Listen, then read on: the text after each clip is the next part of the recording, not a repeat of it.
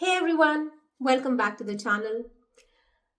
I've been exploring AI tools for research and I just came across an update by SciSpace, the SciSpace Deep Review. Now, this AI powered feature doesn't just search for papers, it acts like a researcher. It helps you refine your query, it analyzes abstracts and citations of relevant papers related to your research question, and gives you highly relevant research studies within minutes. So I'm just going to quickly share with you how this works. But before we move on, subscribe to my channel and hit the notification bell. Let's get started.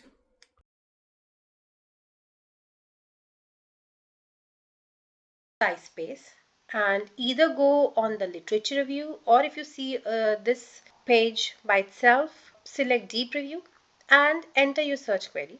So let's say for today I want to understand how does the family history of baldness influence androgenetic alopecia in males, and I want to focus it on papers since 2022. So it is asking me to enhance the query, and it is asking me, could you give or please answer the following questions.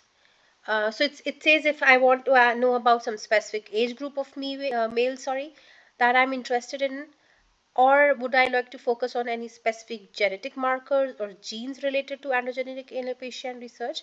So I will say yes, I am interested in the genetic markers or the related. Okay, and I will press this enter.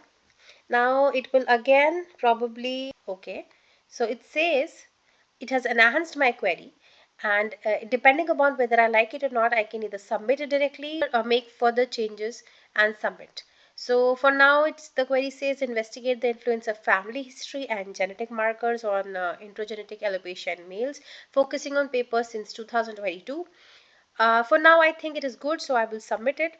So it starts running the literature review for this particular search query, and I can see what steps it is taking. It will take around 3 minutes, and it shows it's 10% already done. So it is executing multiple relevant queries to broaden the search. It is identifying filters specified in the query, and it is finding relevant papers for each query with applied filters.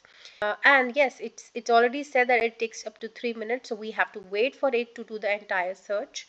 And here we can see it is showing the percentage of the review it has already carried out, and gradually we can see that multiple research queries it is looking for. So just like a researcher, it is doing this human search where we execute multiple relevant queries by searching them all through Google and PubMed, and then it is also identifying the filters, like I want paper since 2022, so it is doing that.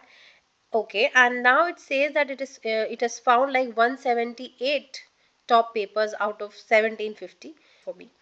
I can see it by seeing show more, and it is giving me this entire list of the papers that it has found, all 178 papers. Now it is reviewing citations and references to identify any additional relevant works. So on the top of that, on the top of searching the query, it is also finding and reviewing citations and references to see if it can identify additional relevant works. I mean, just like we go for citation mapping and snowball sampling, same way it has done that, and within minutes, like just we've been talking, it has analyzed this entire 1750 papers and found 255 papers relevant to my query. I mean, that's just impressive. Along with that, it is giving me answers from top 20 papers, and now it's given me the output under different headings, which is something interesting. So yes, as we can see, it has answered my question of does family history of baldness influence androgenetic alopecia in males?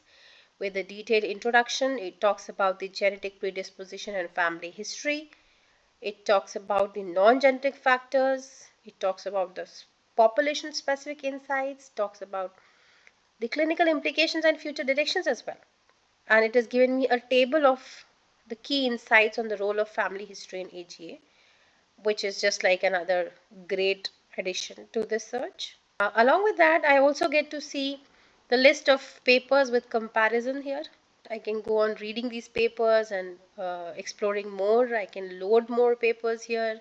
It will give me an entire collection of it. If I want to explore through and read more about it, but if I want to know what are the tools used, I can add a column here. If I want to know about the methods used in the study, I can add more column here. I also want to know about the literature survey done. So this is a comparative table also which I get to know a comparison of the studies that are shortlisted for me.